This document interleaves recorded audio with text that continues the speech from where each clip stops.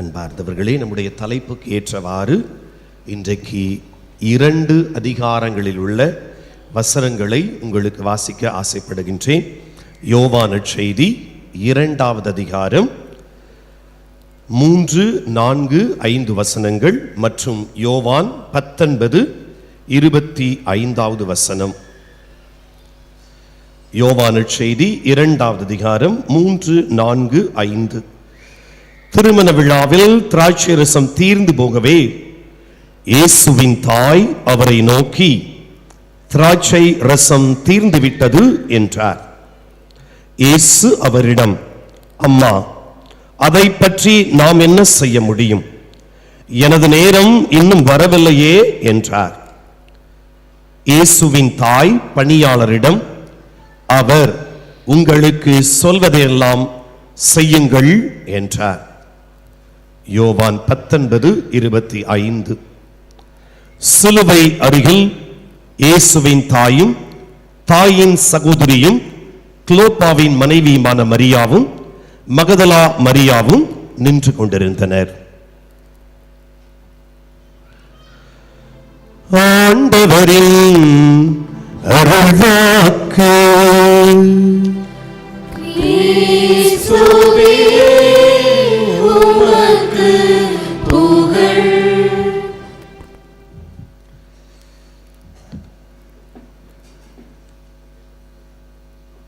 கொஞ்சம் கை தட்டுங்களேன், கை தட்டுங்க.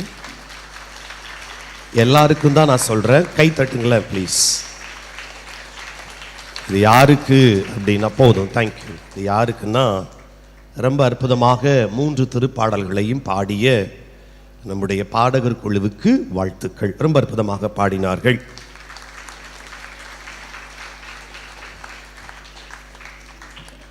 ஊர்ல சொல்லுவாங்க, நான் ஒரு கிராமத்தான், ஊர்ல சொல்லுவாங்க, அந்த ஊரினுடைய அருமை, அந்த ஊரினுடைய ஆலயத்தினுடைய அருமை அங்கே இருப்பவர்களுக்கு மிக தெளிவாக தெரியாது அப்படின்னு சொல்லுவாங்க. இதை ஏன் தொடக்கத்தில் சொல்றேன் அப்படின்னா, நம்முடைய கன்னியாகுமரி மாவட்டத்தினுடைய கடைசி எட்ஜ் திருவனந்தபுரத்தோட ஒட்டி இருக்கும். அதுல ஒரு 7 பங்குகள் இருக்குது. அந்த மக்கள் தமிழும் பேசுவார்கள், மலையாளமும் பேசுவார்கள். 7 பங்குகள் இருக்கிறது. சின்னத்துறை, இரவின் புத்தன்துறை அப்படின்ட்டு ஒரு 7 பங்குகள் கன்னியாகுமரி மாவட்டம். ஆனால் திருவனந்தபுரம் லத்தீன் மறை மாவட்டம்.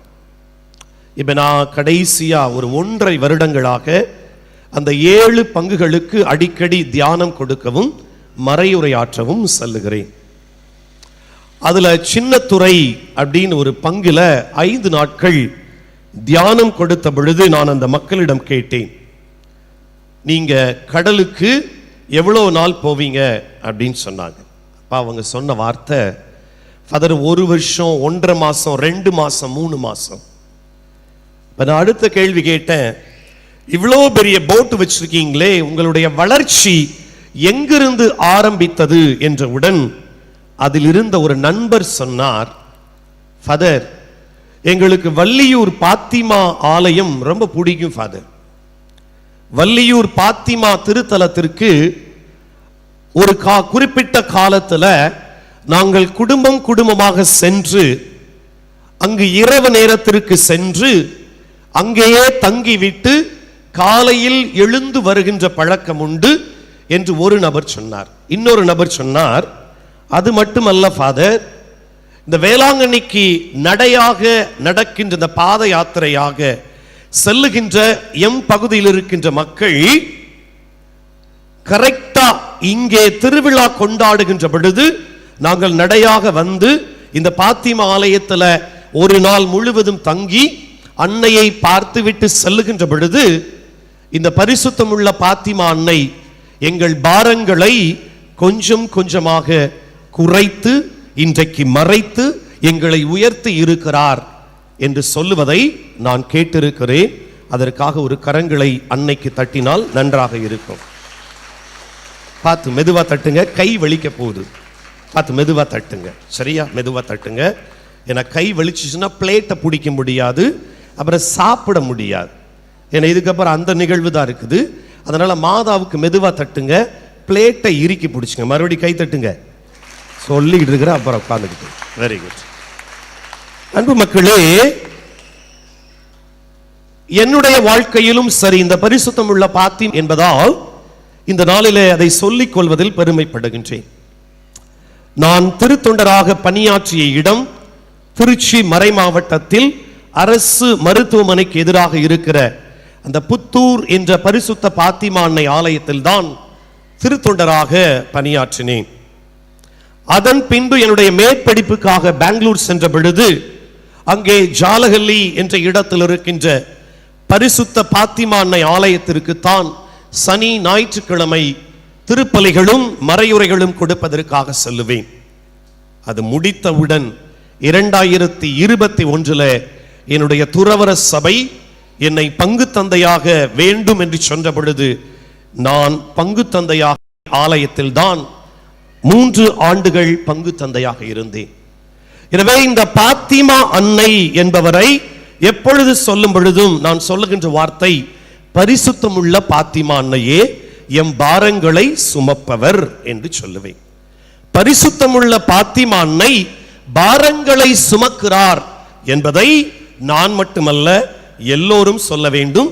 இந்த பங்கின் மக்களாக இருந்தால் விருந்தாளிகள் சொல்ல வேண்டாம் அப்படின்னு நான் சொல்ல மாட்டேன், நீங்களே சொல்லிக்கோங்க. எனவே நான் இப்போ பாத்திமா அன்னைன்னு சொல்லுவேன். நீங்க உங்க வலப்புறமோ இடப்புறமோ இருக்கிறவர் கையை பிடிச்சி கொஞ்சம் திருவிழா சிரிப்போட பாரங்களை சுமப்பவர், எங்கள் பாரங்களை சுமப்பவர் சத்தமா கேட்கணும், சரியா? ஓகேவா? பாத்திமா அன்னை எங்கள் பாரங்களை சுமப்பவர் சொல்லுங்களேன். எங்க நான் பேசுறது உங்களுக்கு மட்டும்தான் கேக்குதா? எந்திரிச்சு பாருங்க, அங்க உட்கார்ந்து இருக்கிறவங்க என்னையே வானதூர் மாதிரியே பார்த்துக்கிட்டு இருக்காங்க. எங்க சொல்லுங்க பாப்போம். பாத்திமா அன்னை நீங்கள் எங்கள் பாரங்களை சுமப்பவர், அதை மட்டும் சொல்லுங்க. பாத்திமா அன்னை, பாத்திமா அன்னை எங்கள் பாரங்களை சுமப்பவர். ஏங்க அதையும் பாரத்தோட சொல்றீங்க? கொஞ்சம் நல்லா தான் சொல்லுங்களேன். அதை சொல்லும் போதும் பாரங்களை சுமப்பவர். என் நாமக்களை அதுக்கு தான் பக்கத்தில் பார்க்க சொன்னேன். இந்த தாய் அவரை அண்டி வருபவர்களுடைய பாரங்களை சுமப்பவராக இருப்பதால் இன்றைய சிந்தனைக்கு நமக்கு தரப்பட்டிருக்கின்ற தலைப்பு, காண முடியாத இறைவனை காண செய்தவர் பாத்திமா அன்னை. கரங்களை தட்டி மீண்டும் அன்னைக்கு ஒரு நன்றியை சொல்லுவோம். நல்லா தட்டுங்க மக்களே. பக்கத்தில் உள்ளவங்க தூங்குனா கூட கேட்கணும் அவங்களுக்கு. Very good. இந்த பாத்திமா அன்னை காண முடியாத கடவுளை காண செய்தவராக இருந்தார், இருக்கிறார், இருக்க போகிறார் என்பதை 3 வகைகளில் உங்களுக்கு இந்த மறையுரையில் சொல்லிக்கொள்ள ஆசைப்படுகின்றேன். கேட்க செவியுள்ளோர் கேட்டுக்கொள்ளுங்கள். இந்த பாத்திமா அன்னை காண முடியாத இறைவனை நமக்கு காண செய்தார். அவருடைய வாழ்வின் 3 நிகழ்வுகள் வழியாக இதை நாம் தெளிவாக புரிந்து கொள்ளலாம். 2 நாளைக்கு முன்னாடி ஈரோட்டு பக்கத்தில் இருக்கிற அந்தியூர் அப்படிங்கிற ஒரு இடத்துல 4 நாட்கள் திருவிழா தியானம் கொடுத்து விட்டு ஈரோட்டில் பஸ் ஏறி மதுரையை நோக்கி வந்து கொண்டிருந்தேன். அந்த பஸ்ல 2 வகையான பெற்றோர்கள் அமர்ந்திருந்தார்கள். 2 வகையான பெற்றோர்கள். என் பின்னாடி சீட்ல ஒரு பெற்றோர் குரூப் இருந்துச்சு, முன்னாடி ஒரு குரூப். பின்னாடி இருந்த குரூப்ல ஒரு அம்மா, அவங்க மக, அவங்களுடைய மக, பேத்தி, 3 பேர் உட்கார்ந்துகிட்டு இருந்தாங்க. என் காது முதல்ல பின்னாடி பெஞ்சுக்கு போச்சு, என்னடா பேசுறாங்க அப்படின்ட்டு. ஏன்னா நான் தனியா இருக்கேன்னா எனக்கு போர் அடிக்குது. அதனால என்ன நடக்குதுன்னு ஒட்டு கேட்டேன். ஒட்டு கேட்டா அந்த குட்டி பாப்பா, அவளுக்கு ஒரு 4 to 5 வயசு இருக்கும். அவ வந்ததுல இருந்து உட்கார்ந்ததுல இருந்து தாய் கிழவி தாய் கிழவி தாய் கிழவின்னு சொல்லிக்கிட்டு இருந்துச்சு. எனக்கு இது ஏதோ பாட்டு போலுக்க, அப்படி ஒரு பாட்டு இருக்குது இல்லையா, நான் ஏதோ பாட்டு போலுக்க நினைச்சுக்கிட்டு ரொம்ப நேரமா தாய் கிழவின்னு சொன்னா அந்த 2 பேரும் சிரிச்சுக்கிட்டே இருந்தாங்க. அப்புறம் இன்னும் கொஞ்சம் காதை கூர்மையா கேட்டா அந்த பாப்பா, அந்த பேத்தி யாரையோ திட்டிக்கிட்டு இருக்குது. அந்த தாய் கிழவி இருக்காளே அந்த தாய்க்கிழவி இருக்காளேன்னு திட்டிக்கிட்டு இருக்குது. இப்ப என் ஆர்வம் எக்கச்சக்கமாயி அந்த அம்மா கிட்ட பாட்டி கிட்ட கேட்டேன், ஏம்மா இது யாரு? என் பேத்தி ஃபாதர். Very good. யாரம்மா திட்டிட்டு வர்றாங்க? தாய்க்கிழவின்னு திட்டிக்கிட்டே வர்றாங்களே, உங்களையா திட்டிக்கிட்டு வர்றாங்க அப்படின்ன உடனே அதுக்கு அந்த பாப்பாவுடைய அம்மா ஃபாதர் சொல்லல, சார் எங்க அம்மாவில்ல சார், எங்க மாமியாரை திட்டிக்கிட்டு வர்றா அப்படின்னு. எனக்கு அப்போ கோவம் வந்துருச்சு. அப்போ நான் சொன்னேன், ஏம்மா பெத்த தாய் இப்படிதான் சொல்லி கொடுக்குறதா அப்படின்னு. அதுக்கப்புறம் சாரி சார் அப்படின்னு சொல்லிட்டு அந்த பிள்ளைகிட்ட அப்படி சொல்லக்கூடாது அப்படின்னாங்க. இது ஒன்று. முன்னாடி உட்கார்ந்த பெற்றோர்கள் உண்மையிலேயே ரொம்ப நல்லா இருந்துச்சு. பஸ்ஸில் ஆல்மோஸ்ட் திண்டுக்கல் வரும்பொழுது கூட்டம் அதிகமாயிடுச்சு. அதிலிருந்து அந்த தாய் அங்கே இருந்த ஒரு 8, 9ஆம் வகுப்பு படிக்கிற பையன்ட்ட எந்திரிடா அப்படின்னாங்க. ஏன்னா அங்கே ஒரு வயசான தாத்தா வந்துகிட்டு இருந்தார். எந்திரிடா அப்படின்னாங்க. அவன் எந்திரிச்ச உடனே அந்த தாத்தாவை கூப்பிட்டு, என் பக்கத்தில் உட்காருங்க தாத்தா. அந்த தாத்தா உட்கார வேண்டிதானே, அவருக்கு வெக்கம். நான் எப்படி ஃபாதர், எப்படி சார் உட்கார்றது அப்படின்ட்டு. அப்புறம் அவங்க கணவர் சொல்றாரு, ஐயா உட்காருங்க ஐயா, உங்க மகா தான் உட்காருங்க அப்படின்னு. உடனே அப்புறம் உட்காந்துட்டார். இது 2வது வகை தாய். அன்பார்ந்தவர்களே, இந்த உலகத்தையும் உறவுகளையும் வாழ்க்கையையும் ஏற்றத்தாழ்வுகளையும் கடவுளையும் தெய்வ பக்தியையும் சொல்லிக் கொடுக்கிறவர் ஒரு குழந்தைக்கு யார் என்றால் அது அம்மா. அது அம்மா. அதனால்தான் தமிழ் இலக்கியத்துல அம்மாவை புகழ்ந்து நிறைய பாடல்கள் இருக்கிறது. தமிழ் சினிமாக்களிலும் அம்மாவை புகழ்ந்து நிறைய பாடல்கள் இருக்கிறது. அதில் ஒரு பாடலை உங்கள் எல்லோருக்கும் தெரியும், அம்மானா சும்மா இல்லடா, அப்புறம் அவ இல்லைன்னா என்ன. எல்லாரும் என்னையே பார்க்குறீங்க, ஓ சினிமாவை பார்க்க மாட்டீங்களா? Very good. அப்போ உங்க ஃபாதர் ஜான்சன் உங்களை எல்லாரும் இறை பக்தியில் வளர்த்திருக்கிறார். அவருக்கு ஒரு கை தட்டுங்க பார்ப்போம்.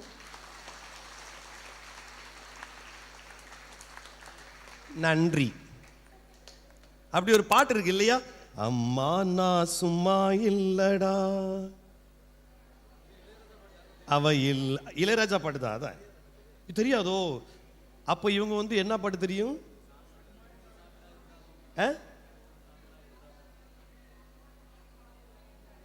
ஓ அம்மா என்று அழைக்காத. Very good. அந்த பாட்டு இல்ல தெரியுமா? அந்த ஏஜ் குரூப்புக்கு அம்மா என்று அழைக்காத. எங்க பிள்ளைகளுக்கு என்னன்னு தெரியாது. ஆக அன்னையை புகழ்ந்து இந்த இலக்கியங்களும் சினிமாக்களும் ஒரு உலக தாய்க்கு இப்படி சொல்லுகின்ற பொழுது, இந்த உலகத்தையே படைத்து பராமரித்து காத்து வருகின்ற நம் ஆண்டவர் இயேசு கிறிஸ்துவின் தாயை அழகாக ஒரு பாடல் சொல்லுகிறது. புனித அந்தோணியார் அப்படின்னு ஒரு படம் இருக்குது. என்ன படம்? புனித அந்தோணியார். அதெல்லாம் நீங்க பார்த்திருக்க மாட்டீங்க. நீங்க கத்தி, கடப்பாரை இந்த மாதிரி படம் தான் பார்ப்பீங்க. பார்த்துக்கோங்க. ஏன்னா உங்களுக்கு ஆயுதமா இருந்தா தான் பிடிக்கும். புனித அந்தோணியார்னு ஒரு படம் இருக்குது. அதுல அழகான ஒரு பாட்டு, மண்ணுலகில் இன்று தேவன் இறங்கி வருகிறார். நம்ம ஏஜ் குரூப் எல்லாம் பாடுங்க. நல்ல மனிதரின். Wow, super super.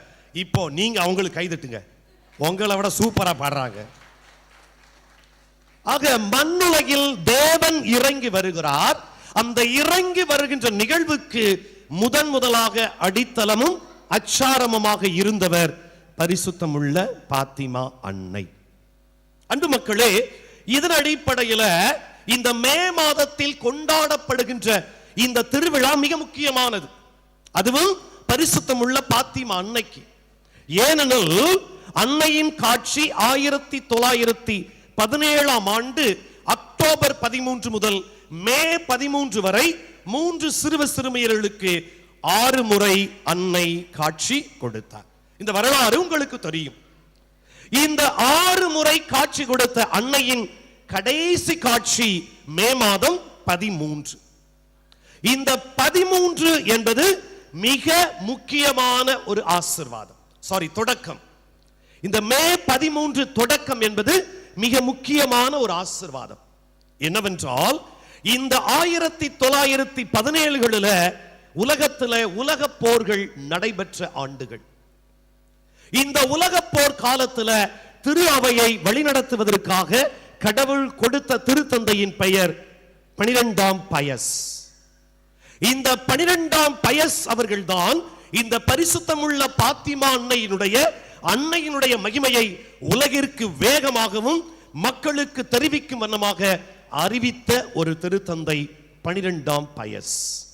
ஏனெனில் அவர் தன்னை திருத்தந்தையாக உயர்த்தி திருநிலைப்படுத்திய நாள் 1939 மே மாதம் 13 அன்றுதான் தன்னை திருத்தந்தையாக உயர்த்தி திருநிலைப்படுத்தி இந்த உலகத்தின் திரு அவைக்கு தலைவராக மாறினார். மே 13. இந்த மே 13 அன்றுதான் இந்த திருத்தந்தை 12ஆம் பயஸ் அவர்கள் இந்த மரியன்னையின் மாசற்ற விழாவை உலகத்திற்கே அறிமுகப்படுத்தியவராகவும் கொண்டாட வேண்டும் என்று ஆச்சரியப்பட்டு சொன்னவரும் இந்த திருத்தந்தை 12ஆம் பயஸ். இன்னும் ஒரு இந்த 12ஆம் பயஸ் திருத்தந்தை அவர்கள்தான் அன்னைக்கு மணிமுடி சூட்டும் விழாவை கொண்டாடியவர். நான் காந்திபுரத்தில் இருக்கும் பொழுது ஒவ்வொரு ஆண்டும் இதை கொண்டாடுவேன். இப்பதான் எங்களுக்கும் திருவிழா. இந்த கடைசி 17ஆம் தேதி 10ஆம் தேதி கொடியேற்றி 17ஆம் தேதி கடைசி நாள் மணிமுடி சூட்டும் விழா ரொம்ப அற்புதமா இருக்கும். கிட்டத்தட்ட ஒரு 2000 பேருக்கு மேல வருவாங்க. அதை எடுத்து சென்று அன்னையின் அந்த புனித சுரூபத்தில் எங்க கோயில்ல போர்ச்சுகல் நாட்டிலிருந்து கொண்டு வரப்பட்ட அந்த சுரூபம் இருக்கிறது. அதன் மீது வைத்து அழகு பார்ப்போம். கோல்டு கிரவுன் வச்சு அழகு பார்ப்போம். மணிமுடி சூட்டும் விழா. மூன்றாவது முக்கியமான ஒன்று, இந்த திருத்தந்தை 12ஆம் பயஸ் அவர்கள்தான் 1950ஆம் ஆண்டு அன்னைக்கு தலையில் மணிமுடி சூட்டி அவளை விண்ணக மன்னக அரசியாக மட்டுமல்ல, இந்த விண்ணகத்திலிருந்து அவர் எடுத்துக் கொள்ளப்பட்டார் என்ற அந்த மறையுண்மையை உலகிற்கு 1950ஆம் ஆண்டுதான் அறிவித்தார். இன்னும் ஒரு முக்கியமான விசேஷம் மக்களே, இந்த மே 13 நல்ல ஞாபகம் வச்சுக்கோங்க. இந்த பங்கு மக்களுக்கு இது தெரியணும். இந்த மே 13 அன்று பாத்திமா அன்னை இன்னும் ஒரு அற்புதத்தை திரு அவைக்கு செய்தார். அது என்ன? 1981ஆம் ஆண்டு மே 13 அன்றுதான் அலி அக்பார் என்ற அந்த மனிதர் நம் திருத்தந்தை 2ஆம் ஜான் பவுலை துப்பாக்கியால் சுட்டுக்கொள்ள முயற்சித்தார். பாத்திமா அன்னை அவரை காப்பாற்றினார். கை தட்ட மாட்டீங்களா? நல்லா உட்கார்ந்து. அன்று அவர் சுடப்பட்டார், காப்பாற்றப்பட்டார். அந்த தன்னுடைய உடலில் இருந்த அந்த குண்டைத்தான் இன்றும் பாத்திமா அன்னையின் பாதத்தில் வைத்து அழகுபடுத்தினார் திருத்தந்தை 2ஆம் ஜான் பால். மே 13 அன்னை மகிமை அடைந்த ஒரு நாள். நாளை தயவு செய்து அந்த மகிமையை பெறுவதற்காக உங்களை தயாரித்துக் கொள்ளுங்கள். பக்கத்தில் இருப்பவரை பார்த்து சொல்லுங்கள், பாத்திமா அன்னை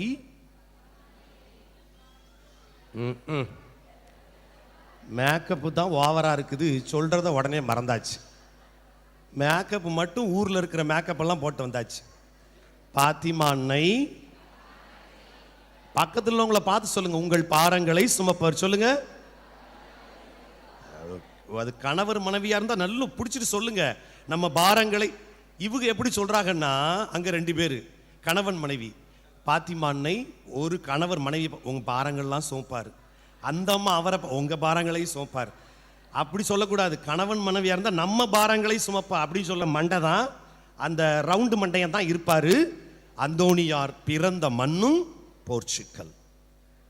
இந்த 2 மாபெரும் புனிதர்களை கொடுத்த மண் இந்த போர்ச்சுகல். இரண்டாவது அறிவியல்.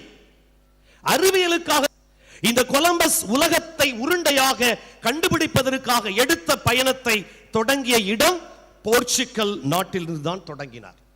இரண்டாவது, அவர் விட இன்னொன்றாக இந்தியாவிற்கு தரை வழி கண்டுபிடித்த வாஸ்கோ ட காமா தன்கின்ற 2 காட்சிகள் என்றால் ஒன்று லூர்து, இன்னொன்று பாத்திமா. இந்த பாத்திமாவின் 6வது காட்சியில் என்ன நடந்தது என்பதை நிச்சயமாக தெரிந்து வைத்திருப்பீர்கள். இருப்பினும் சொல்லுகிறேன், மற்ற எல்லா இடங்களிலும் அன்னை தனியாகவோ தன் மகனோடு மட்டும்தான் காட்சி தருவார். ஆனால் பாத்திமாவின் 6வது காட்சியில் திருக்குடும்பமாக அவர் காட்சி கொடுத்தார். சூசையப்பரும் நின்றார், நடுவில் குழந்தை இயேசுவும் இருந்தார், இந்த பக்கத்துல அரிசுத்தமுள்ள பாத்திமா அன்னையும் நின்றார். அதுதான் அந்த அற்புதத்தின் மிகப்பெரிய அற்புதம். ஏனெனில் அன்னை தன் காட்சியை திருக்குடும்பமாக வெளிப்படுத்தி, இந்த குடும்பமே இந்த உலகத்தின் மீட்புக்கு காண முடியாதவரை காட்டி கொடுத்தது என்று சொல்லி 2 பேரும் நிற்க, நடுவில் குழந்தை இயேசு நின்றார். கரங்களை தட்டி இந்த பாத்திமா காட்சிக்கு நன்றி சொல்லும். ஆக அன்னை காண முடியாத கடவுளை காண செய்தார் என்றால், முதலாவதாக அவருடைய காட்சியிலிருந்து, இது ஒன்று. இரண்டாவதாக சிந்திக்க வேண்டும் என்றால், அன்னை கடவுளை எப்படி நமக்கு காண செய்தார் என்பதை புரிந்து கொள்ள பவுலடியார் கொலேசியருக்கு எழுதிய கடிதம் 1:15 உள்ளது சாயல். இயேசு கட்புலனாகாத கடவுளது சாயல், படைப்பனைத்திலும் தலைப்பேறு என்று சொல்லுவார். கட்புலனாகாதவர், அப்படி என்றால் இந்த புலன்களுக்கெல்லாம் கட்டுப்படாதவராக இயேசு இருந்தார். இந்த புலன்களாகிய 5 புலன்களுக்கு கட்டுப்படாதவராக இயேசு இருந்தார். அந்த இயேசுவை இந்த தாய் காண செய்தார். எப்படி? நீங்க பழைய ஏற்பாட்டு புத்தகங்களை புரட்டி பார்த்தீங்கன்னா, கடவுள் 5 புலன்களுக்கும் அப்தம் இருந்தார். பாருங்க, வரிசையை எடுத்து பாருங்க. தொடக்க நூல் 2:2, எல்லாவற்றையும் முடித்த பின்பு கடவுள் ஓய்வெடுத்தார், தூங்கினார். அடுத்தது 8:21, நோவா பலி செலுத்துவார். அந்த பலியின் நறுமணம் அப்படியே பறப்பதற்கு கடவுள் அந்த நறுமணத்தை நுகர்ந்தார் அப்படின்னு போட்டிருக்கும். அடுத்ததாக 11வது அதிகாரம் 5வது வசனத்தில், இந்த மக்கள் பாபேல் கோபுரத்தை கட்டி கொண்டிருப்பார்கள், கடவுள் அவர்களை தண்டிப்பதற்காக கீழே வந்தார் அப்படின்னு போடப்பட்டிருக்கும். விடுதலை பயணநூல் 3:7வது வசனங்களை பார்த்தீர்கள் என்றால், கடவுள் சொல்வார், என் மக்கள் படும் துன்பத்தை என் கண்களால் கண்டேன், என் காதுகளால் கேட்டேன். கண்டார், கேட்டார். அடுத்ததாக எசாயா 59:2 பார்க்கின்றோம், உங்களை மீட்க இயலாதவாறு நம்முடைய கைகள் குறுகிவிடவில்லை. அப்ப கடவுள் உருவத்தோடு இருந்தார், ஆனால் காண முடியாதவராக இருந்தார். அவர் எல்லாம் செய்தார். அவர் நுகர்ந்தார், பார்த்தார், கேட்டார், தொட்டார், எல்லாம் செய்தார். ஆனால் மக்கள் காண முடியவில்லை. இன்னும் ஒருபடி மேலே யோசித்தீர்கள் என்றால், தொடக்க நூல் 1:26, மானிடரை நம் உருவிலும் சாயலிலும் உண்டாக்குவோம். அப்ப கடவுள் உருவத்தோடு இருந்தார், ஒரு சாயலோடு இருந்தார். ஆனால் அந்த உருவத்தை காண முடியாதவராக பழைய ஏற்பாட்டில் இருந்தார். அந்த வழக்கத்தை தேவதாய் பரிசுத்தமுள்ள பாத்திமா அன்னை நமக்காக மாற்றினார். காண முடியாதவரை காண வைத்தார். எப்படி? விவிலியத்தில் நாம் அழகாக பார்க்கின்ற மக்களே, பெத்லகேமில் பிறந்த இயேசுவை ஞானிகள் தொட்டார்கள், இடையர்கள் வணங்கினார்கள். மீண்டுமாய் பார்க்கின்றோம், கெத்சமனி தோட்டத்தில் அவர் கத்திய போது அவருடைய குரல் சீடர்களுக்கு கேட்டது. கல்வாரியில என் இறைவா, என் இறைவா என்று அவர் அலறிய பொழுது அங்கிருந்த எல்லோரும் கேட்டார்கள். ஒரு பெண் அவருடைய ஆடையின் நுனியை தொட்டார். இப்படி சொல்லிக்கொண்டே செல்லலாம். காண முடியாத கடவுளை இரண்டாவதாக நாம் காண செய்வதற்கு அன்னை செய்த காரியம், தன் திருவயிற்றை கொடுத்தார். கைகளை தட்டி பாத்திமா அன்னைக்கு ஒரு நன்றி சொல்லுங்க மக்கள். தந்தையாம் கடவுள் ஆசைப்பட்டார். ஆமா, என் மகனை இந்த உலகத்திற்கு அனுப்ப வேண்டும் என்று அவர் ஆசைப்பட்டார். தூய ஆவி அவர் மீது நிழலிட்டார். ஆமா, ஆனால் ஆசைப்படுவதில் ஓகே, இறங்கி வருவதில் ஓகே, ஆனால் சுமப்பதிலே உள்ள மிக முக்கியமான சுமையை தாங்குவதற்கு என்று கடவுளுக்கும் இந்த உலகத்திற்கும் மீட்பிற்கும் தேவைப்பட்டது. நான் தாங்குகிறேன், நான் சுமக்கிறேன், என் திருவயிற்றை தருகிறேன் என்று சொல்லுவதற்கு அன்னை மரியாவினுடைய ஒரே வார்த்தை லூக்கா 1:38, ஆகட்டும் உமது சொற்படியே இந்த திருவயிற்றில் அந்த மாபரன் மனிதனாக உருவத்தோடு, சுவாசத்தோடு, இரத்தத்தோடு, எல்லா விதமான ஐம்புலன்களோடு பிறப்பதற்கு என் திருவயிற்றை தருகிறேன் என்று சொன்னாரே. இரண்டாவதாக அவர் காண செய்வதற்கு கொடுத்த விலை அவருடைய பரிசுத்த வயிறு. மூன்றாவது மக்களே, நான் இதுக்குள்ள போறதுக்கு முன்னாடி நீங்கள் பதில்லாம் சொல்ல வேணாம். ஏன்னா நீங்கள் கையை மட்டும் தூக்குனா போதும், கையை மட்டும் தூக்குனா போதும். சரியா? எத்தனை பேர் இங்கே உயிரோடு இருக்கிறீங்க? கை தூக்குங்க. கோவப்படாதீங்க இந்த கேள்விக்கு. என்னடா சாமி இப்படி கேட்குறாருன்னு கோவப்படாதீங்க. எத்தனை பேர் உயிரோடு இருக்கிறீங்க? கை தூக்குங்க பார்ப்போம். உயிரோடு இருப்பவர்கள் மட்டும் கை தூக்குங்க. அதில் பாதி கையை காணலை, அதை விட்டுருங்க, அவங்கள விட்டுருங்க. சரியா? கை கீழே போடுங்க. அதோட சேர்த்து இன்னொரு கேள்வி கேட்குறேன். உயிர்ப்போடு இருப்பவர்கள் கை தூக்குங்க. இப்போ என்னன்னே தெரியலையே, இந்த சாமியார் உயிரோட ஓகே, உயிர்ப்போடு இருக்கிறது கேட்குறாரு. ரெண்டுக்கு வித்தியாசம் இருக்கு மக்களே. உயிரோடு இருத்தல், உயிர்ப்போடு இருத்தல். உயிரோடு இருத்தலுக்கும் உயிர்ப்போடும் இருத்தலுக்கு 3 ஆங்கில வார்த்தை உங்களுக்கு சொல்றேன். ஒன்று சர்வைவல், எக்ஸிஸ்டன்ஸ், லிவிங். தமிழ்ல சொல்லணும்னா சர்வைவல் பிழைப்பு, எக்ஸிஸ்டன்ஸ் இருத்தல், லிவிங் வாழுதல். இப்போ இந்த குரூப் என்ன குரூப் சொன்ன? பிழைப்பு. இவங்கள்ட்ட போய் கேட்டு பாருங்க, உங்க வாழ்க்கை எப்படி போகுது? அவங்க பதில் என்னவா இருக்கு தெரியுமோ? எப்படியோ போகுது, ஏதோ ஓட்டிட்டு போறேன். வேற என்ன சொல்லுவாங்க? வேற என்ன சொல்லுவாங்க? என்னத்தான் பண்றது, ஐயோ இந்த வாழ்க்கை எப்பதான் முடியுமோ. இந்த குரூப் எல்லாம் பிழைப்பு நடத்துற குரூப். சரியா? இருத்தல் குரூப் எப்படின்னா இவங்களை விட ஒருபடி மேல. எப்படின்னா இவங்க தன்னுடைய வாழ்க்கையில தங்க இருத்தலை காட்டுவதற்காக ஓடிக்கிட்டே இருப்பாங்க. எங்க? உலகத்தில் இருக்கிற எல்லா மூளைக்கும் ஓடுவாங்க. அவனை விட நான் தாண்டா இருக்கிறேன்னு சொல்றதுக்காக ஓடிக்கிட்டே இருப்பாங்க. அதை எப்படி காட்டுவாங்க தெரியுமா? தங்களுடைய வெளி அடையாளங்கள் வழியாக, நகைகள் வழியாக, கட்டுகிற வீடுகள் வழியாக, எல்லாவற்றின் வழியாக காட்டுவார்கள். தேடிக்கிட்டே இருப்பாங்க, ஓடிக்கிட்டே இருப்பாங்க. கடைசியில் நிறுத்தி என்ன பண்ணீங்கன்னு கேட்டா, என்னமோ பண்ண, அவ்வளவுதான். இது இருத்தல். ஒன்று பிழைப்பு. இவங்க எங்கேயும் நகர மாட்டாங்க. இருத்தல் உள்ளவர்கள் ஓடிக்கொண்டே இருப்பார்கள். வாழுதல் என்பது ரொம்ப முக்கியம். இவர்கள் ஒன்று சுயமாக சிந்திப்பார்கள், 2 தங்களுடைய சுயத்தை விட்டு கொடுக்க மாட்டார்கள், 3 பிறரை சார்ந்திருக்கவே மாட்டார்கள், 4 முக்கியமானது கம் வாட் மே என்ற ஆட்டிடியூட் இருப்பவர்கள். கம் வாட் மே. 5வது கிடைத்த வாய்ப்பை இருந்த இடத்துல பயன்படுத்துபவர்கள். இந்த 3வது நபர்கள் வாழுதல். இதுல 2 மட்டும் பாத்திமா அன்னைக்கு ஒப்பிட்டு விட்டு முடிக்கிறேன்.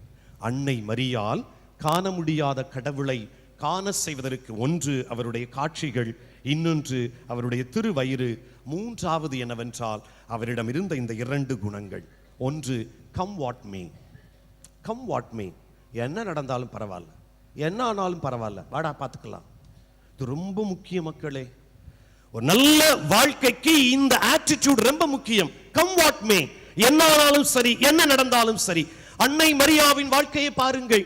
இந்த ஆட்டிடியூட் அன்னையிடம் அதிகமாக இருந்தது. நம்பர் 1 லூக்கா 1:38, இனிமேல் என் வார்த்தைப்படி அல்ல, என் கணவராகிய சூசையின் வார்த்தைப்படி அல்ல, என் உறவுகள் வார்த்தைப்படி அல்ல, என் சமுதாயத்தின் வார்த்தைப்படி அல்ல, என்னுடைய யூத சமுதாயத்தின் வார்த்தைப்படி அல்ல, உமது வார்த்தையின் படியே ஆகட்டும். கம் வாட் மே.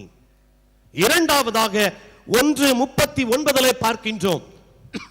அறிவிக்கப்பட்டவுடன் யூதேயா மலைநாட்டிற்கு தனியாக ஒரு பெண்ணாக கம் வாட் மே என்ற ஆட்டிடியூடோடு அன்னை மரியா எலிசபெத்தை நோக்கி ஓடுகிறார். 3வதாக 3 மாதங்களுக்கு பின்பு, நல்ல கவனிங்க, முதல் மாதத்தில் போகின்ற பொழுது அவருடைய வயிறு பிளாட். 3 மாதத்திற்கு பின்பு திரி வருகின்ற பொழுது அவருடைய வயிற்றிலே சிறு பல்ஜி ஏற்பட்டிருக்கும், சிறியதாக வளர்ந்திருக்கும். குழந்தை பாக்கியத்திற்கு தயாராக இருப்பார்.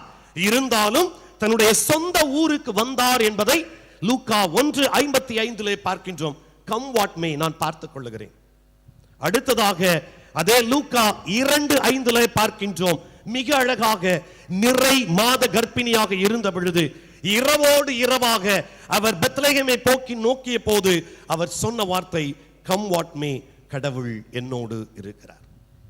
இதைவிட முக்கியமானது, நான் என்ன செய்ய முடியும் என்று இயேசு கேட்ட இடத்துல யோவான் 2 அவர் சொன்னார், அவர்களுக்கு ரசம் தீர்ந்து விட்டது, என் மகன் சொல்லுவதை செய்யுங்கள், உங்கள் ரசம் குறைவுபடாமல் அவர் பார்த்து கொள்ளுவார். கம் வாட் மீ, நான் உன்னை காட்டுறேன். இறுதியாக அன்னை நின்ற இடம்தான். கானாவில் நின்றார், கல்வாரிக்கு சென்றார். யோவான் 19:25 அந்த கல்வாரியின் அடியில் நின்று சொன்னார், இதோ என் மகன், இதோ என் மகன், இவரே உலகத்தின் மீட்பர் என்று சொல்லி கம் வாட் மே, நீங்கள் என்ன செய்து விடுவீர்கள் என்ற ஆட்டிடியூட் வாழ்வதற்கு மிக முக்கியமானது. இந்த அன்னை காண செய்த கடவுளை காண செய்பவராக மாறியதற்கு இந்த ஆட்டிடியூட் ரொம்ப ரொம்ப முக்கிய. மக்களே, நமக்கு பல நேரத்தில் இது சிக்கலா இருக்குது. இப்ப சப்போஸ் நற்கருணை எடுத்து வச்சுட்டு ஒரு ஆராதனை பாடலை பாடி ஜெபிங்கன்னு சொல்லும் பொழுது எத்தனை பேர் வாயை திறப்போம்? நமக்கு என்ன தெரியுமா, முன்னாடி இருக்கிற கடவுளை பத்தி கவலை இல்ல, பக்கத்தில் இருக்கிற அண்ணாச்சி என்ன நினைப்பாரு அதான் நம்ம கவலை. ஐயோ, நம்ம சத்தம் போட்டு ஜெபிச்சா, கையை விரிச்சு ஜெபிச்சா இவங்க ஏதாவது நினைச்சுக்குவாங்களே. இப்படி நிறைய பேர் ஜெபம் பண்ணக்கூடாதுங்கிற ஒரு ஸ்டேட்டஸ்குள்ள போயிட்டோம். இது உண்மை.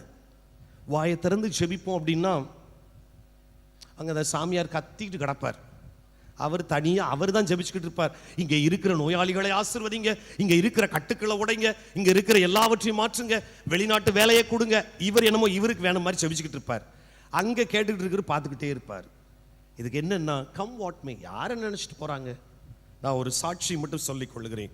இங்க இருக்கிற ஒரு சில குருக்கள் இந்த மாதம் 2ஆம் தேதி பொத்தக்காலான் விளை திருக்கல்யாண தாயினுடைய மகிமை பெருவிழாவை அங்கே கொண்டாடினார்கள். ஏறக்குறைய ஒரு 5000 மக்கள் வந்தார்கள்.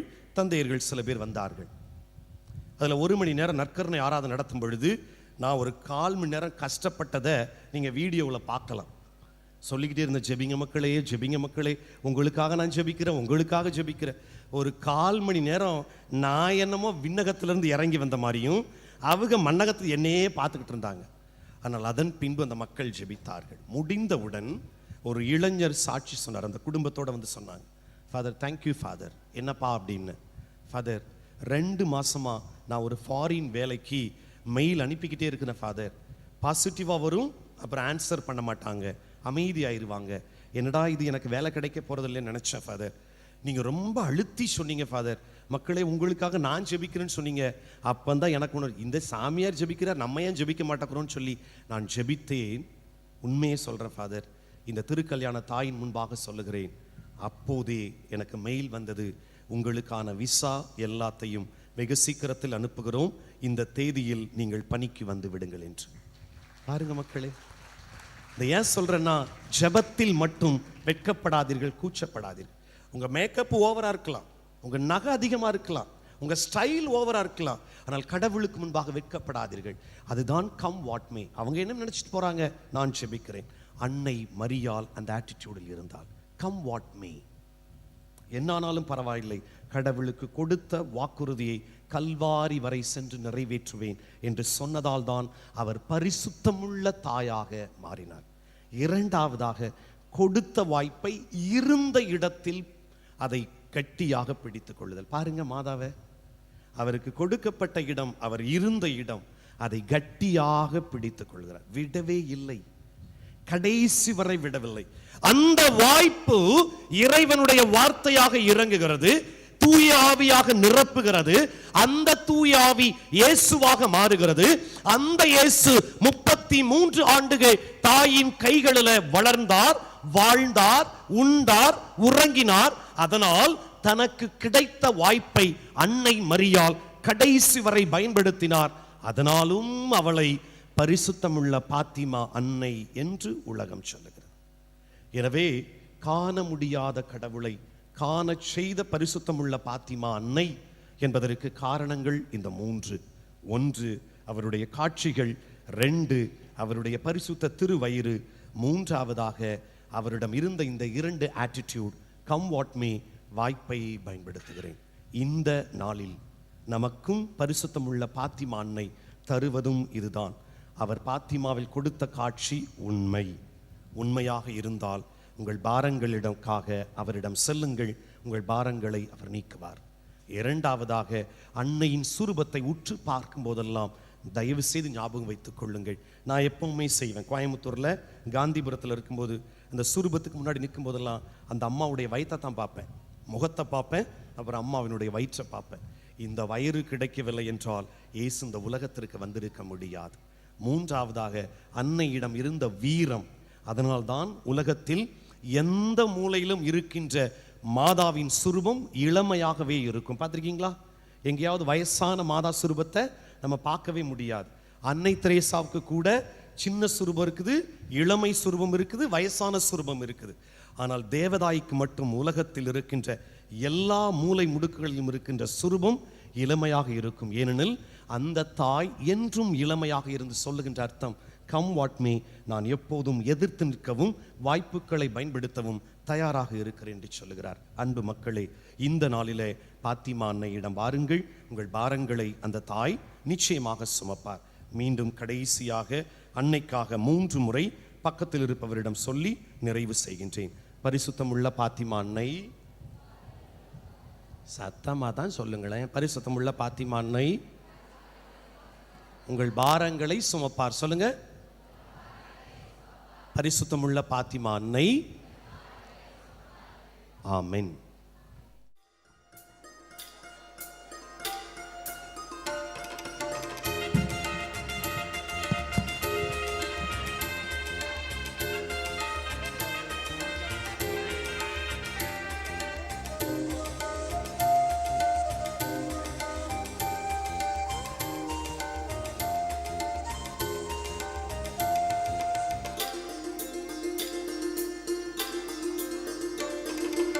என்ன அழகு உன்னருளழகு, என்ன அழகு உன்னன்பழகு, என்ன அழகு உன்னருளழகு, என்ன அழகு உன்னன்பழகு. ஈவானின் நீர்ச்சுவையே காவேரின் கோபுரம் சாரோடி